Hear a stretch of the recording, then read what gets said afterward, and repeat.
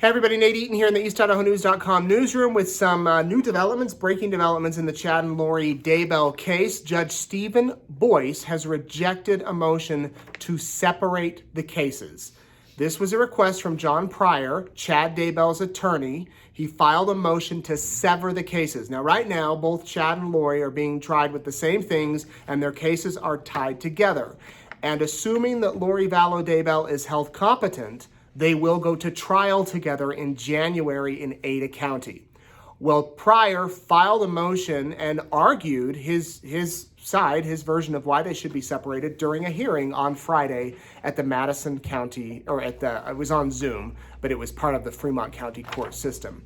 And Pryor basically said, we don't know the status of Lori Vallow Daybell, and because of that, Judge, we should separate the cases.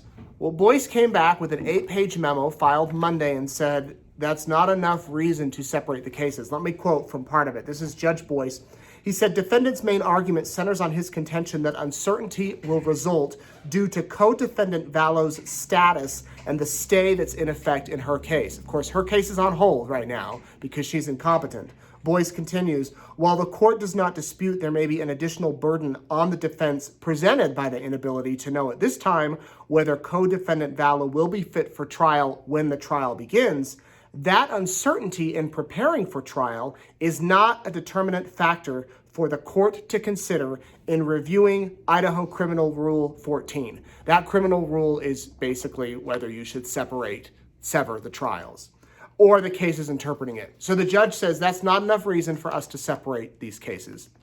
Now, I reached out to Kay Woodcock, J.J. Vallow's grandmother, and she wrote back. She sent me a text message. Her response today, she said, I am so relieved. Having the cases joined will save us from more emotional torture.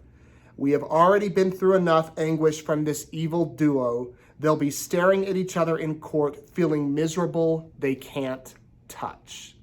Now, assuming that that was Kay Vallow, that was Kay Woodcock, J.J. Vallow's grandmother. Assuming this does go to trial, if Lori is found competent here in the next few months and the trial is held together in January, they will both be in the courtroom as the state puts on their case. We've been told that they've requested up to 10 weeks for this trial, 2 of those weeks for jury selection, and then the remaining weeks for witnesses, for evidence, for everything else, deliberations that happens with the trial. But if all goes as planned, the trial will begin January 9th of 2023. So again, the news today, Judge Steven Boyce has rejected a motion to sever the cases. Chad and Lori Daybell, right now their cases are still connected, still together, and they will go to trial together, assuming that Lori Vallow Daybell is held competent.